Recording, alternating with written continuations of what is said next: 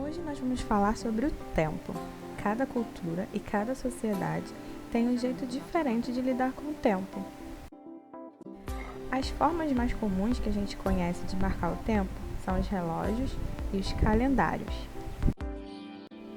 Só que é importante a gente dizer que não existe apenas um único tipo de calendário. Esses três são os mais conhecidos e o que a gente usa é o calendário cristão, e a gente está no ano de 2020. Mas no calendário hebraico, por exemplo, estão no ano de 5.780 e no calendário muçulmano em 1441. O que determina esses calendários é sempre um acontecimento muito importante para cada uma dessas religiões. Existem também outras formas de marcar o tempo. Por exemplo, as populações indígenas usam fenômenos naturais ou agricultura para poder marcar o tempo. Existem tipos diferentes de tempo. O tempo cronológico é esse que a gente está falando até agora, que marca os dias, os meses, os anos, é um tempo exato. Já o tempo histórico é um tempo que é irregular. Ele é marcado por acontecimentos históricos, em grandes períodos de tempo, e não tem um ano, um dia exato para acontecer essa mudança de um período para o outro. Além disso, existem outras formas de pensar o tempo, como por exemplo, o tempo geológico, que é a idade da crosta terrestre e todas as mudanças que aconteceram ao longo do tempo. E tem também o tempo biológico, que é diferente do tempo cronológico. Por exemplo, uma criança, uma pessoa, um ser humano com 12 anos e um cachorro com 12 anos. Os dois têm o mesmo tempo cronológico, porém a pessoa está na adolescência, no início da vida, e um cachorro com 12 anos já está no final da sua vida. O tempo biológico dos dois é diferente, mas o tempo cronológico é igual.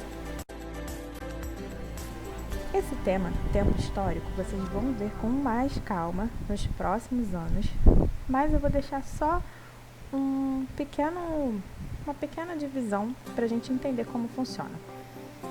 Muita gente costumava chamar os povos pré-letrados de pré-históricos, mas isso não é muito legal porque eles também fazem parte da história. Então vamos chamar de povos pré-letrados, que vieram antes da invenção da escrita. Eles tinham formas de comunicação, símbolos e desenhos, mas ainda não tinham escrita como a gente conhece hoje.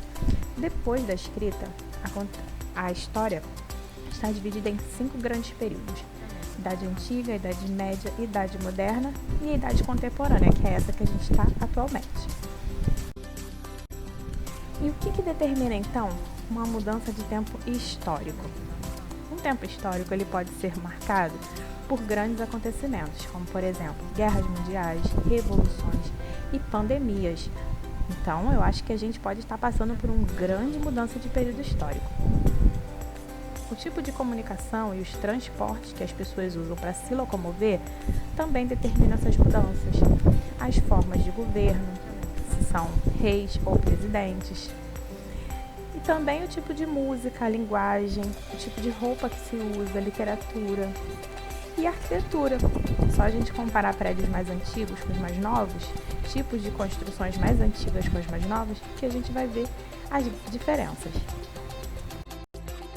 Eu vou propor uma tarefa lá no Teams para vocês criarem a linha do tempo de vocês, lembrando dos acontecimentos mais importantes que desde o seu nascimento até hoje. A gente está falando aqui do tempo cronológico, né? E aí, espero que vocês consigam fazer a atividade.